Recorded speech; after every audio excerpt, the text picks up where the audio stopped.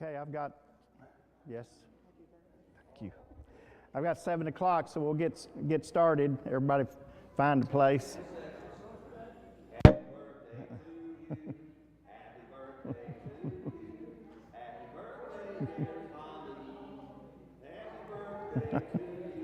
Thank you. It's good to be on this side of the grass. Now you've messed up my train of thought, George. That wasn't hard to do, so. A few announcements before we begin class. The Summers Kids Blessing Bag Party was a big success, and that was this past Sunday. And that was to all who showed up to pack the bags and donated the items, so a big thank you on that. And there are still some blessing bags available in the foyer. If you feel comfortable, please take one and share it with someone in our homeless community this week. Men's breakfast tomorrow morning, 6:30, bright and early. So ladies, kick that man out of the house and get some time to yourself. No one cares. Yeah. But anyway, looking forward to a time of fellowship. So anyway, 6:30 in the morning in the Activities Center. Bunko is tomorrow, Thursday the 6th at 7 p.m., and that will be at Jan Penrod's home. Sean just told me just a few minutes ago from class that Gil Myatt has just been diagnosed with pulmonary fibrosis, so now he has a working diagnosis. It's not a great diagnosis, but he's got one, and they can go from there and work with him on that. He is at home, and I'm thinking that he is on oxygen at home, but I'm not 100% sure on that. He is? Okay. Imogene Robinson, who is Janet Aiken's mother. She was discharged from the hospital this weekend, but they've not found a source of her blood loss. And she caught a virus while she was in the hospital, and Janet has it too, so they're staying in. Marla Miller requests the prayers for her mother, Norma Lewis, who went to the ER this weekend for low blood pressure and low blood sugar. She was admitted to CCU with hypertension and hypotension and pneumonia, and is waiting on results from some x-rays and radiology things that she had. So if there's any other updates and news, it will be on the Summers Facebook page. The streaming service was down last week, and through some creative internet technology work with a few guys. Sean, thank you. I don't know who. David, you just suggest it's up there. So, see, you have a new career. I don't want to give Comcast credit, but they came back online. Oh, so it really wasn't you. It was Comcast. Okay, whatever works. But we apologize for those who are tuned in. We have about 70 or 80 people or views on the Facebook page and YouTube channel each week. So we're sorry you couldn't be with us last week, but we're glad. And Miss Barbara Cloninger sent me an email this morning. She said she was sure hoping it'd be up because she missed class. Anyway, so we're going to pick up at Hebrews 11:37, but just a few things. To me, this whole chapter 12 is about perseverance. And Paul has been spending the first part of the book, and again, I know it's debatable if Paul really was the writer of Hebrews, but it's just easier for me to say it that way. But he's been, you could say, chastising or re-educating them and helping them understand that Jesus is a superior priest. This is a superior covenant, and reminding his Jewish audience that this is correct. Now he's kind of switching gears here. It's starting in chapter 11 and now gone to things. These are the behaviors that are expected. This is how Christians act. This is what Christians say. This is what they do. And he really zeroes in on some things. In chapter 12, that really accelerates. But I really think, I want to start at verse 37, 11 of chapter 11, just because I think it works better that way. These characters that he talked about in chapter 11 were all characters that his Jewish audience would have been familiar with. They would have known. They heard the stories. They grew up knowing these stories. his point was you should take courage. All these men and women did these things in spite of great physical trials, loss. Some of them were killed, some of them were injured, all for the cause. And now he's going to switch to, first he's going to start with saying, okay, these people are out here. Because of that, you should be encouraged and you should be steadfast, because they did it, you can too. They did it, we can too. And so that's what he's going to, and there'll be a discussion later. Probably the meat of the class will be about suffering and discipline and whatever word you want to put on that. So I want to start at verse 37. They were stoned, they were sawn in two, they were tempted, they were put to death with the sword. They went about in sheepskins and goatskins, being destitute, afflicted, ill-treated, men of whom the world was not worthy, wandering in deserts and mountains and caves and holes in the ground. And all these, having gained approval through their faith, did not receive what was promised, because God had provided something better for us, so that apart from us, they would not be made perfect. Then in chapter 12, therefore, so meaning because of all this, therefore, since we have so great a cloud of witnesses surrounding us, let us also lay aside every encumbrance and the sin which so easily entangles us, and let us run with endurance the race that was set before us, fixing our eyes on Jesus, the author and perfecter of faith, who for the joy set before him endured the cross, despising the shame, and has sat down at the right hand of the throne of God. In thinking about this, part of what I see is staying focused. In spite of everything that was going on, they were staying focused. And it's a great lesson for us, because their world was crazy. Our world's crazy. The world is not going to change. It's going to be crazy. After we're gone, it'll still be crazy, and our children and our grandchildren will deal with crazy world. We all have to maintain our focus in spite of what's going on, and remember the goal. The goal is heaven. The goal is to be faithful. The goal is to lead others to Christ, and that's a big part of what's going on. So these witnesses that he talks about, so great a cloud of witnesses, who are they? They're the ones listed in the previous chapter. So what is a witness? When you think of a witness, what is that? They saw something, okay? I mean, they saw it with their own two eyes. They can say, I saw this. It's like Matthew that wrote Matthew. I saw this. I'm a witness to this. I saw Jesus do these things.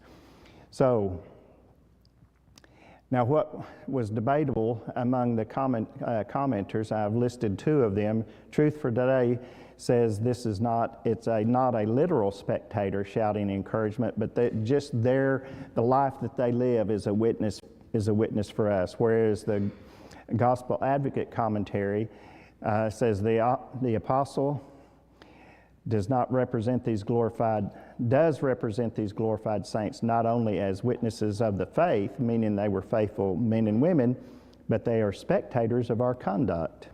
Interesting. So two contrasting views. Brother Pace, who wrote Truth for Today commentary, feels like it's a figurative witness, meaning they're not seeing what we're doing right now. Whereas Milligan in the Gospel Advocate feels like, yes, they are spectators to what's going on. So I want you to have that in mind. I'm not sure what's doing that, Tim. I'm sorry. I'll stay over here, I guess.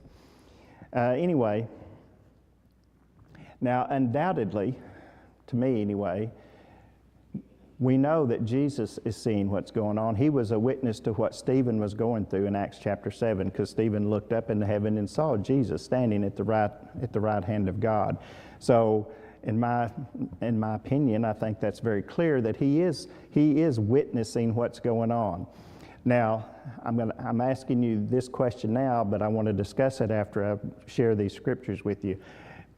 In your mind, do you see it as a figurative or a literal witness? And I'm going to give you some scriptures that these commenters addressed and suggested looking at as you make that decision. One of them is in Luke 16, verse 27 and 28, rich man and Lazarus. And remember when the rich man found himself in torments, plural, he asked Abraham to send someone down to talk to his family. Some people say yes because he knew what was going on, and others say he knew what was going on when he left. Your opinion is good as anybody else's on that, I believe. I would not make that a hard and fast rule. In 1 Samuel 28, verses 7 through 19, a sad time, Saul is wanting guidance from the Lord. None of the prophets talk to him. No one's going to give him anything because the kingdom has been torn from his hand. He goes and finds a witch, a medium is called. And first thing she says is, well, wait a minute. If I admit I'm a witch, I'm going to get killed. And he promises her, oh, nothing's going to happen. So he says he wants to see Samuel, who has been dead for some time. And lo and behold, Samuel appears, and then she freaks out because I don't think she was expecting Samuel to appear. But Samuel does appear, and so Saul asks him, I don't know what to do, basically. I'm paraphrasing. And Samuel tells him in verse 19, the Lord will also give over Israel along with you into the hands of the Philistines. And a couple of chapters later, Saul and his family are lost in battle. Some people refer to that, say Samuel was a witness to what was going on after his death. Again, for your thoughts and your ideas. And another example, and Burton Kaufman really hung his hat here, the transfiguration of Jesus in Luke chapter 9, verses 30 and 31. They appeared, Moses and Elijah appeared with Jesus, and they were speaking to him about his future departure. And so, were they aware of what was going on in the life of Jesus at that particular time? So now I want to take a pause here and let you throw in some comments or thoughts that you have on that. Do you see these witnesses? Do you see them as someone who is in heaven, in Abraham's bosom? They haven't been judged yet. They're in Abraham's bosom with Lazarus. Do you see them as someone who's actually knowing what's going on? Does your dad, who's been gone for years, does he know what's going on with you right now? How do you see that in these passages of Scripture? Or do you think it's irrelevant? Do you think we'd all just say, the lives of these people ought to be witness enough for us? What are your thoughts? You have to stir stuff up sometimes. You're laughing, George. Say something. Well, throughout history, we've had a lot of prophets foretelling things. Yes. And they had heavenly beings would come to them, and they wouldn't be just telling something just because they were told. They probably were made aware of what's going to happen. And when the angel went to tell these prophets, this is what's going to happen, they were fully aware of it's going to happen. So I feel it's an actual witness that foresees what's going to happen. So at some point, people that have gone on before you, they know what you're doing. I wouldn't necessarily, they all do. The specific ones that are working for God and are his messengers to this world. Okay. And what purpose would that serve? Fulfilling his prophecies would be fulfilling God's will. Mm-hmm. Because he's wanting things to go a certain way. And the reason he sent prophets and the apostles, he directed them to do it a certain way so everybody will follow their path. Okay. Anybody else want to throw something out? Well, you said to him, so anybody that goes on to see what's going on. That was my question, yes. You mean anybody? Well, it's good that you've pushed me on that to clarify what I'm thinking. I'm thinking of the faithful who have gone on before us. Are the faithful who have gone on before us, are they aware of what we are doing right now or in our lives? Okay. Is that better? There'll be no sorrows, tears, no unhappiness, none of that. Okay. So are they in a position where they would know how miserable people are?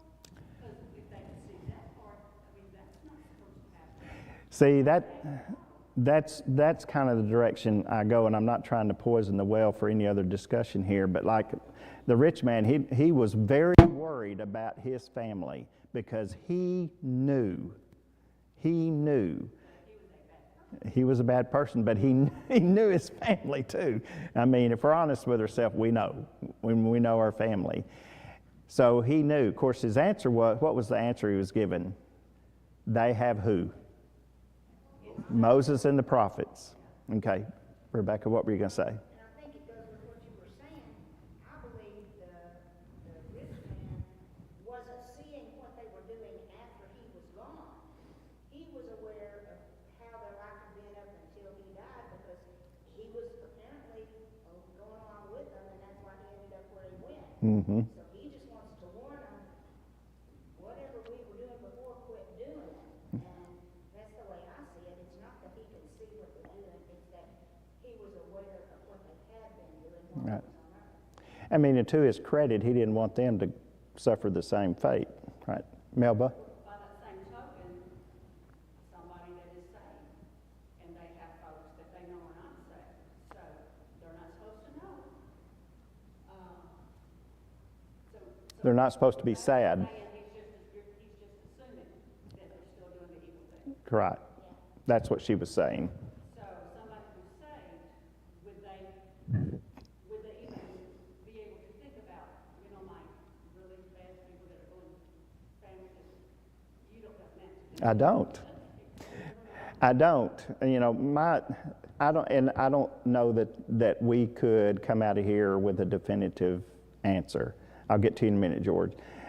Part of this is, if I can just pique your curiosity enough to go back tomorrow and open your Bible and spend some time looking, I think that's exactly what we need to do, and spend time in the Word. It's interesting to think about because, like you said, if someone who is of the righteous and they are in Abraham's bosom and they are comforted and they look down and see their child, how could they, I don't understand that. I don't, of course, we don't understand how heaven's going to work. No tears, knowing, you look around, are you going to know, where's my wife, where's my son, where's my daddy, I don't know how that works. We're not going to know, I don't think. I am. George, did you have something else to throw in? Do that. But, in Revelation, it talks about, the saints, how much longer, how come you let the world go on? They were wondering when you're going to punish these people for all the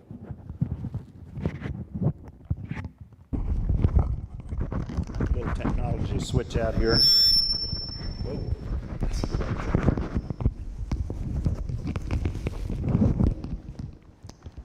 For all the folks online, we're really not trying to torture you. But did it work? Anyway.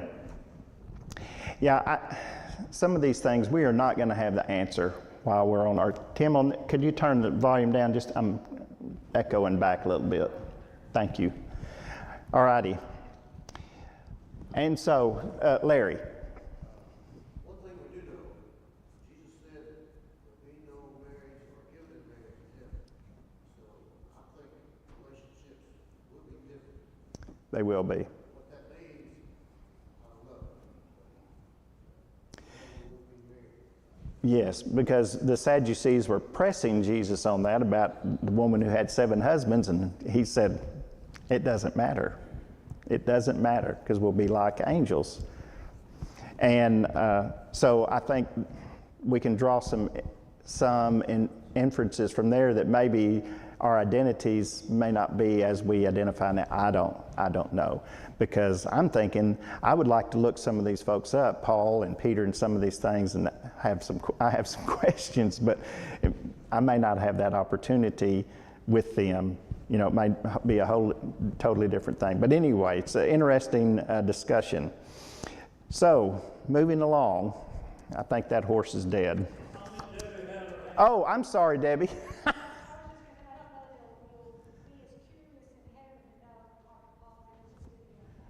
Yeah. We won't care.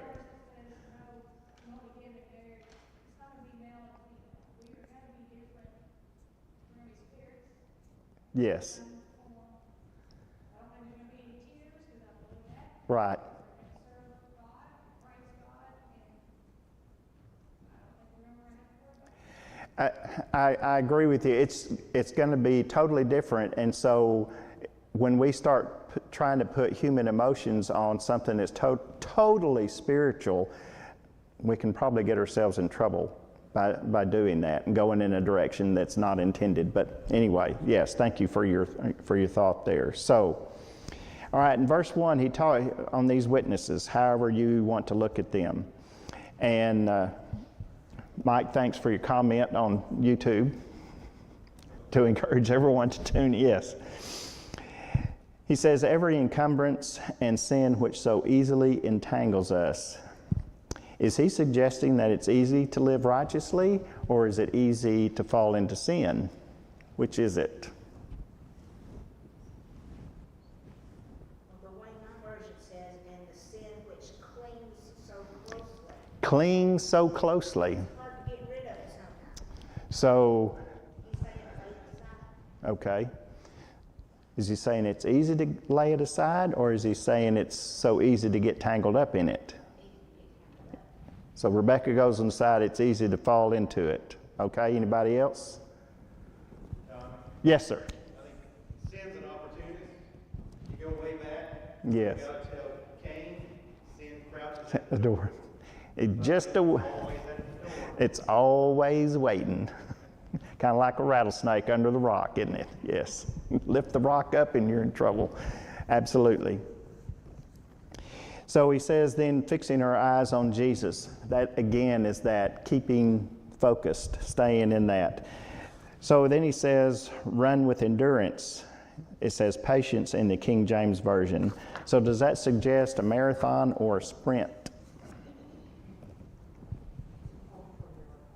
An ultra marathon. Okay. What's that? The Ironman? It's the Iron, like the Ironman? Yes. And it never stops. There's no resting. Who's run track? Anybody run track? You know, our football coach said you're going to run track whether you like it or not. So we loved it, right? Because coach said we did. But that marathon thing, that 800, boy, running that 800, you got to stay with it. It's tough. The sprint always felt like, you know, I can get it up for 100 yards, but marathons you get right with yourself on those cross-country runs and thinking about it and thinking about whether or not you're going to throw up or not. I mean, it gets tough sometimes out there. That's the Christian life. It's long, it's tough, it's difficult, and Paul is not making any allowances for anything else. You got to endure, you got to have patience, you got to stay with it. You've got to stay focused. So now he's going to move on and talk about chastening, and I probably won't spend the rest of the class here. So how does God chasten or discipline his children? Then so in verse 3 he says, "For consider him who has endured such hostility by sinners against himself, so that you will not grow weary and lose heart. You have not resisted to the point of shedding blood in your striving against sin, and you have forgotten the exhortation which is addressed to you as sons." Now this is taken from Proverbs. "My son, do not regard lightly the discipline of the Lord, nor faint when you are approved by him. For those whom the Lord loves, he disciplines, and he scourges every son whom he receives. For the discipline that you endure, God deals with you as with sons. For what son is there whom the Father does not discipline? If you are without discipline, of which you all have become partakers, then you are illegitimate children and not sons. We had earthly fathers." So he goes on and talks about that. So I want to spend some time talking about the trials and tribulations of earth. In the introduction, I didn't read it, but I want to go back. Part of what I feel like Bible class is for is to help us prepare to talk to someone who's not a Christian. And people who are not Christian or are not faithful, one of the problems that they have, if God is almighty, all-knowing, all-powerful, all everything, why does he allow things to happen to good people? And we all know, we live long enough, we know that nasty, ugly, bad things happen to good people all the time. Children die in plane crashes. Children are abused. People are murdered. Bad things, they lose their jobs. People are betrayed. Things happen all around us and we see it. I gave you a quote. I pulled this from the humanism.org website. This is particularly from the UK. And their conclusion is, the presence of suffering does not make a good God impossible, but it makes the existence of such a God very unlikely. And that's their stance. And so people will reject religion, reject Christianity, because they see things that shouldn't happen to people. And they say, that's not right. Why would God allow that? So we're going to go through this. One of the things I think we need to get for sure at the very beginning is Paul is talking to Christians. So we got to keep that in mind. So he talks about this. So when he says consider this, what does he mean when you say consider? What does that mean? When you say to someone, I need you to consider this, what does that mean? Think about it. It's something important. Think about it. What are the ins and outs, pros and cons? Think about this. And so do you think Paul is asking us to compare our sufferings to that which Jesus endured? He says to consider that. Is he saying, anything that happens to me, anything that happens to you, is he saying, compare that to what Jesus went through? Do you think that's what he's saying? Because some of these conclusions we start out on the first are going to stay with us at the end. So do you think he's saying, whatever happens to you, Tommy, whatever happens to you, Rebecca, George, whatever, Larry, you should think first and compare this to what Jesus went through. Is that where he's going?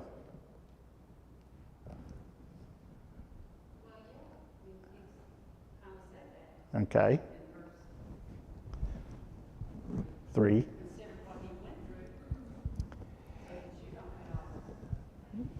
Right. Now here's the phrase that might trip us up a little bit out. And he says, you have not resisted to the point of death, point of shedding blood in your striving against sin. So is he saying that only our striving against sin is what's causing this?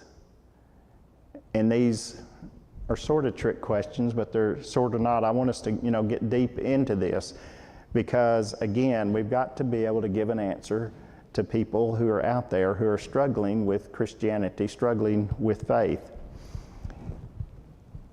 Another overall, George, I'll get to you in a sec. Another overall question is that I think we need to consider, is all suffering and all bad things a result of God's discipline?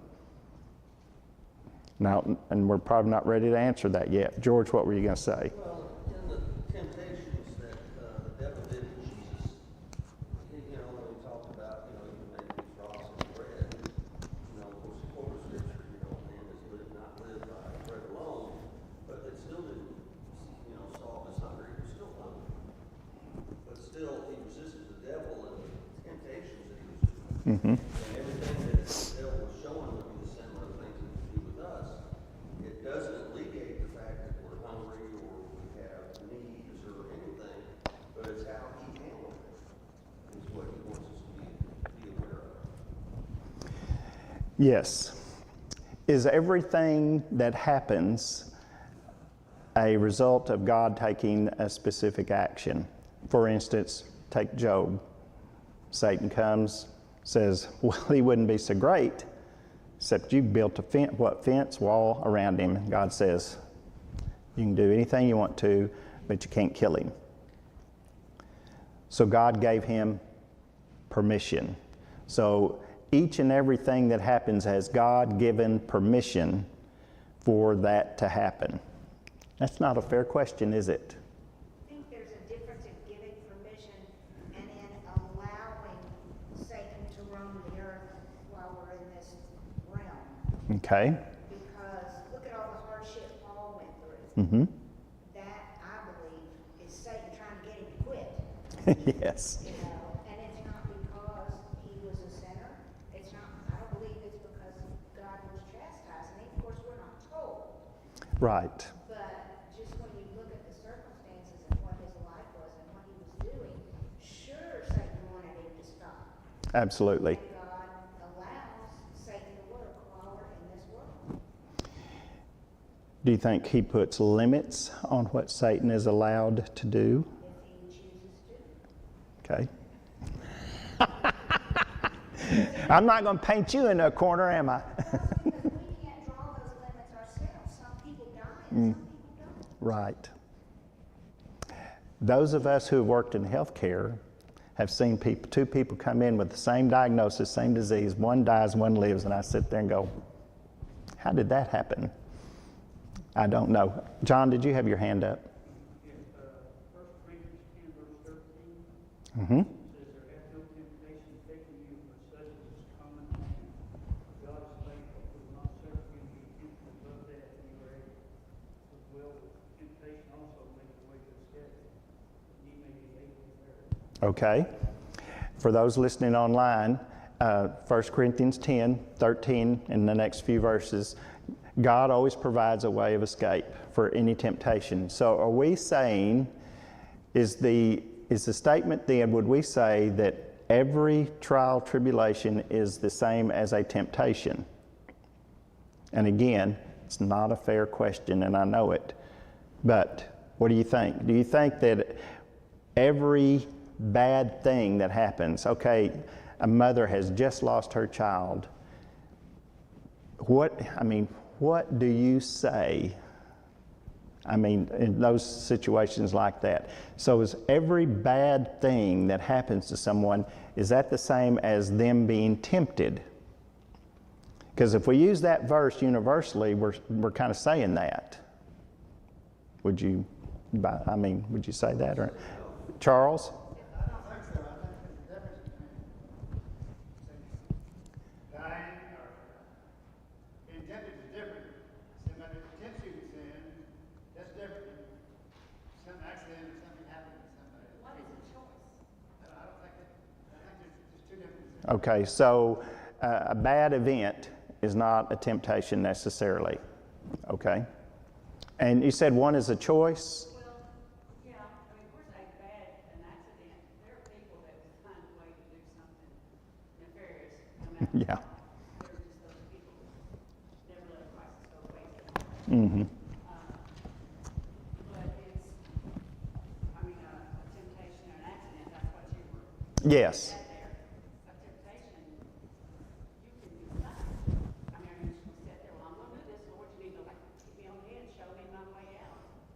Well, I would say that not every temptation is a result of any incident. Sometimes it's just a temptation. We went somewhere, did something we shouldn't have done, or put ourselves in a position we shouldn't have put ourselves, and that's a choice.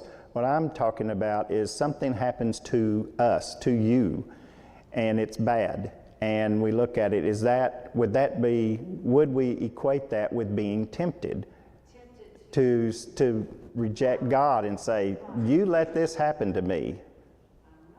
Mike? I think we can, yeah. I mean, I think of Job, for example. I mean, his children were all killed because of Satan, apparently. Yes. And I think Satan used it as a temptation for Job. But I don't think that necessarily is always the reason. I think we don't really know. But from our own standpoint, it doesn't really matter, right? I mean, it's how they react in that situation that matters. Yes, and I think that's a real key to that is our reaction, because I don't see that we know. Sometimes Grandma just passes away. It was time. Sometimes. Anyway, Ernest, did you have your hand up? I was under the assumption that God knows your heart. Yes. He knows your heart, and He knows what you can bear. Yes. And He knows. I'm thinking that He knows basically what you're going to do because He knows you. Well, and that really goes back to the passage in 1 Corinthians 10 that John read a minute ago. He's not going to tempt you beyond what you can deal with. He's not going to let it go that far, meaning it could go that far that you couldn't, but he puts limits. There are limits, just like there were limits to what Satan could do to Job. There was a limit, and he wouldn't let him go any further. I'm sorry, Debbie. You know, I think that every bad event is a temptation. Seems to also mean that every bad event is something God purposely intended to happen. Nature happens. God put nature in place. Mm-hmm. Bad events happen, right things happen. There's going to be a tornado or a Right. storm or whatever there is. And some people do have bad events for that, and some of it does.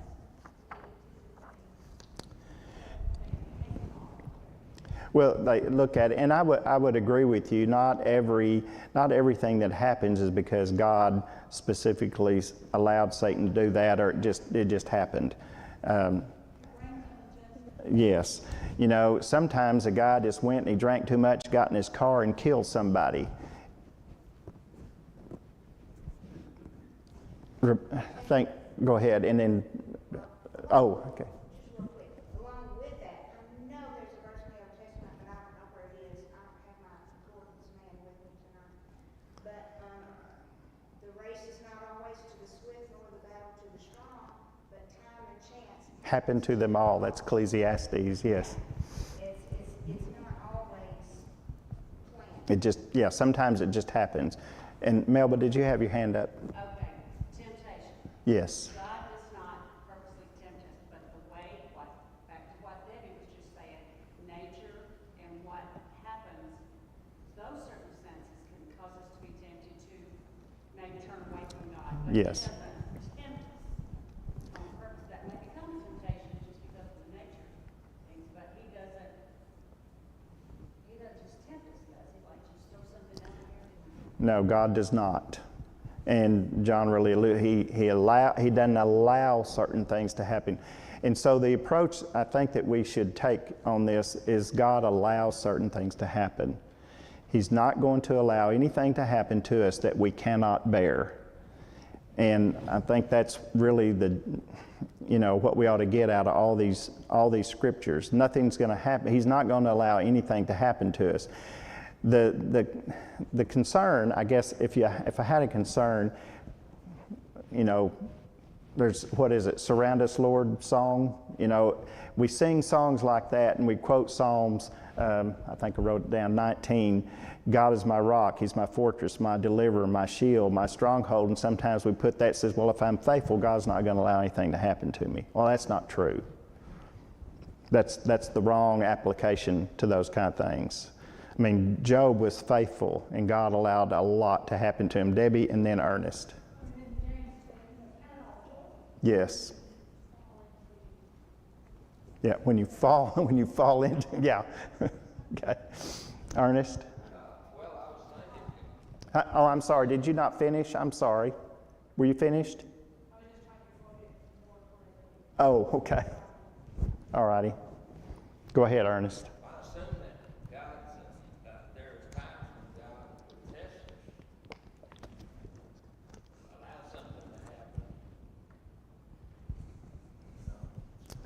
I'm going to give you a verse in a minute that exactly points that out. Okay. All right. So, is suffering chance or is it allowed? Or both? Yes. Yeah.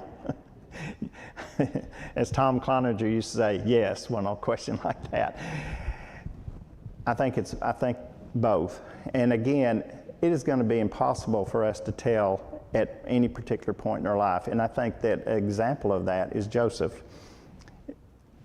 He was 17 when all that stuff started happening, what his brothers did and what Potiphar and all that. And he was 40 when he ended up in the position of power that he was. So I'm sitting there going, okay, math, 23 years. Is that right? 23 years. I shouldn't try to do calculations on the fly, but when did he figure it out?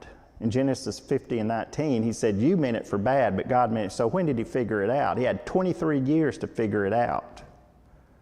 I don't know when he figured it out, but at some point he did. But I would be shocked and amazed to think that when he was sitting in prison, he thought, oh, well, God meant it for God meant all this for good.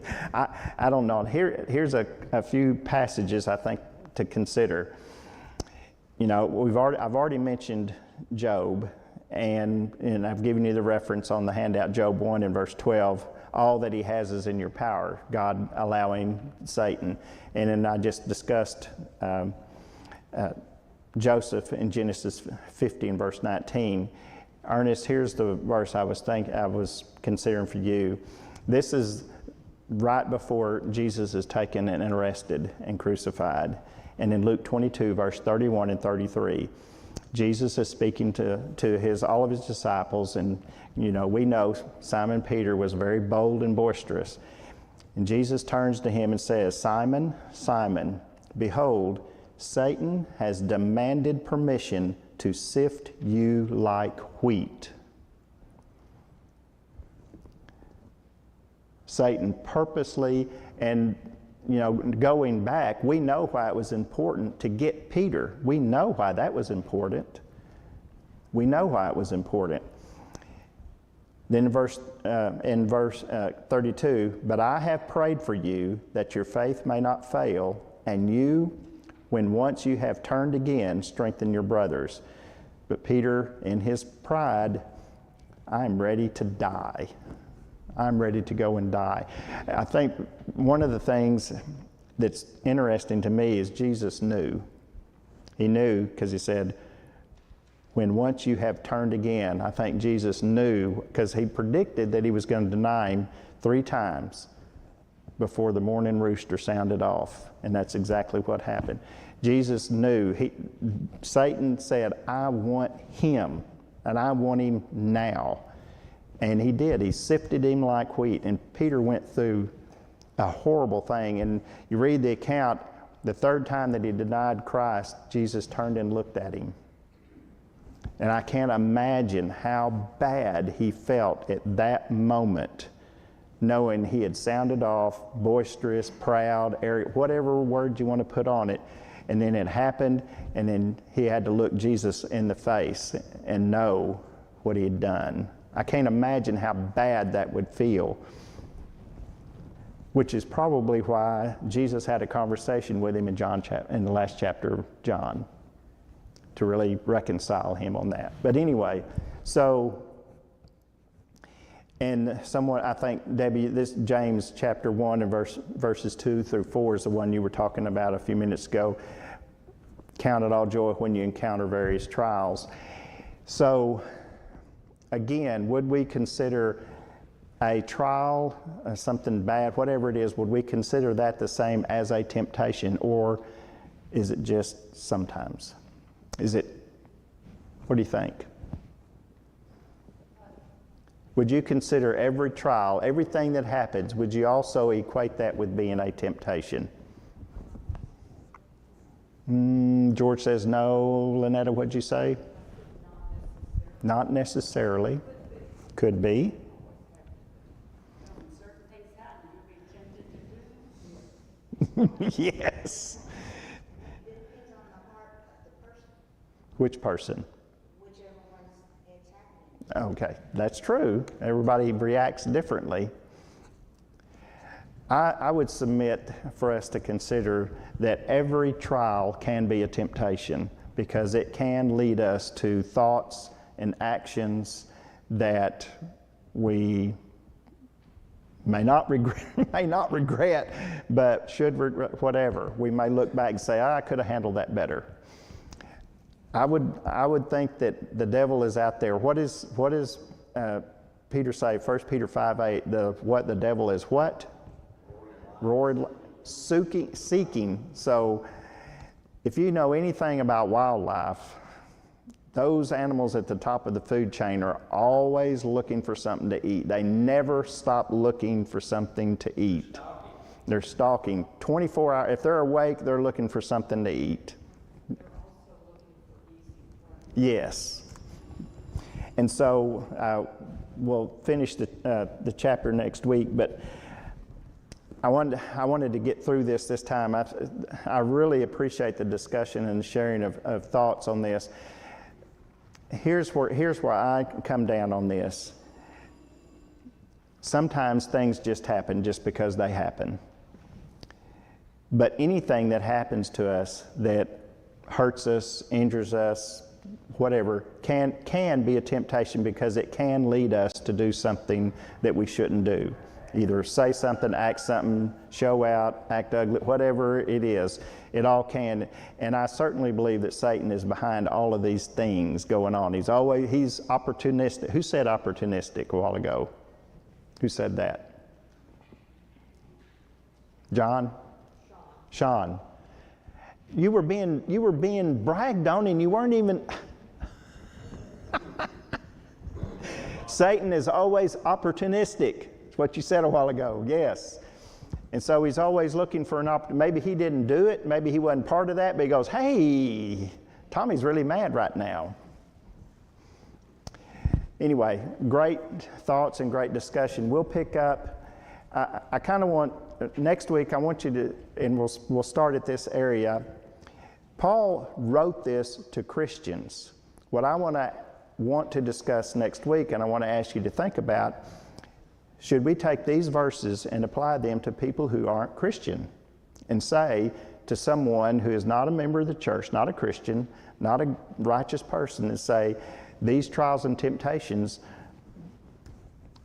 are part of a test by God. I want you to think about that next week in light of these verses, because Paul he wrote this to Christians. He didn't write it to the unsaved out there. So anyway, that's what we'll pick up next week. And again, I want to say I really appreciate the discussion and sharing your thoughts. Thank you.